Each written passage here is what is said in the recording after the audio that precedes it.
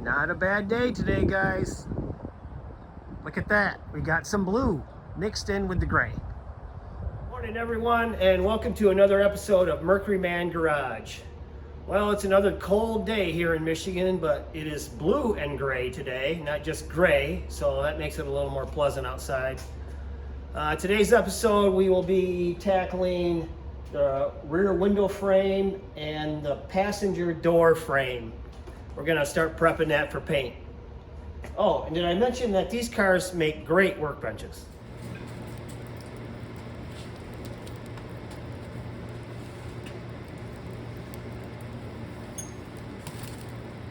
And of course, the day would not be complete without a proper heat source. Perfect. All right, let me give you a quick rundown of the tools I'll be using today, starting with the air compressor. This is a 60-gallon North Star 2-stage air compressor. This has been a great unit for me. I've had it for a couple of years now. Really like it. It does a great job. Doesn't make a lot of noise. I mean, with air compressors, you're just going to get noise. That's just how it is. But this one's not too bad. And I highly recommend this unit to anyone out there that may be looking for a bigger style air compressor. This has been a great one. But as you can see, it's a 220. I got it hardwired in, and the hose, I have a 1/2-inch hose coming out of the outlet there, running through a water separator, regulator, and then I just strung the hose up over my garage door here. That's just like this, and then into a hose reel. Now this is another tool that I really like. I think I got this from Northern Tool. It's a great hose reel, works really well. I've had this for a couple of years, really like it. The recoil works really good. Have not had any trouble with it. It's a Clutch brand hose reel, as you can see. That's my excess hose coming out of the air compressor right there. And I just got a quick coupler connection there going into the hose reel, which is now down to a 3/8. And as you can see, I got this strung over my, I guess you'd say, my workbench. Like I said earlier, these cars make great workbenches. That's why we don't want to get them too nice, because they double as a workbench. But as you can see, I come out to here. I got everything set up that I'm going to be using today.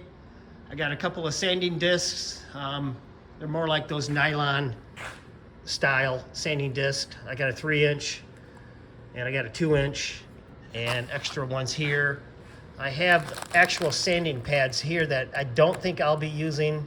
Those are a little more aggressive than I think I'm going to need. I got a drill with some various wire wheels and nylon wheels that I may use too to get in some tighter spaces. And of course my gloves and air nozzle for blowing off the dust. But that's the project for today. That's the tools I'll be using, and I'll touch base with you later. A little update on the weather. The gray is gone. Look at that, guys. We got all blue. It's gonna be a beautiful day today. All right, just to recap of what I'm doing here. I got my die grinder all set up with my nylon pad, 2-inch, and I'm gonna be going through and grinding down the paint all the way around that rear window frame.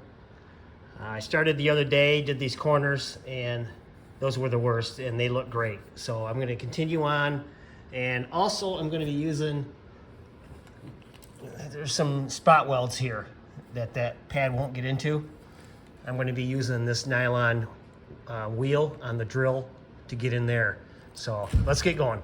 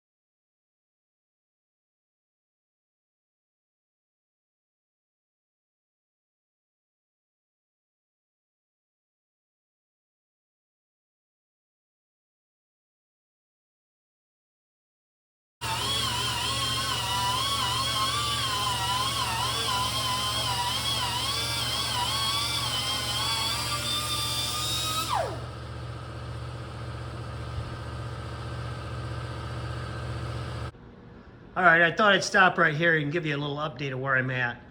Everything's looking really good. It's coming off really nice. It's making quite a mess in here though. I ended up putting a mask on and that helped out a lot. I should have done that right from the get-go because I knew this was going to be messy. But everything looks really good all the way around that window frame. Looks really nice. And I even went out a little farther from the window frame all the way around. I still might go a little farther out up into here.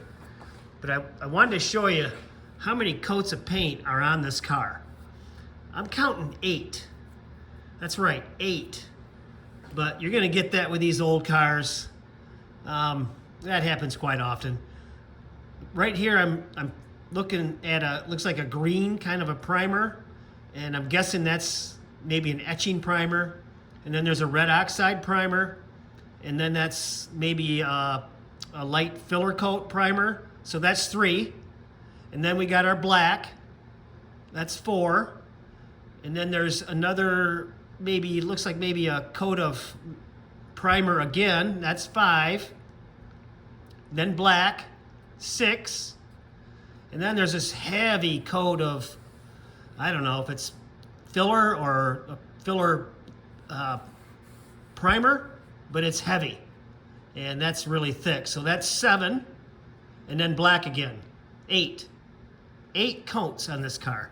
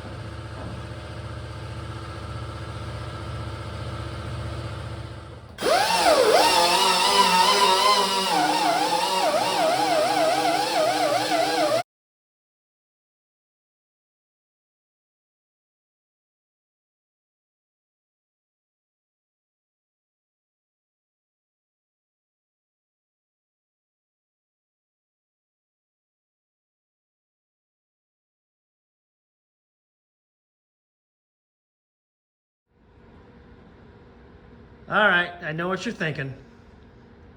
You're thinking, what in the billy is this guy doing? I really don't know anymore, to be honest with you.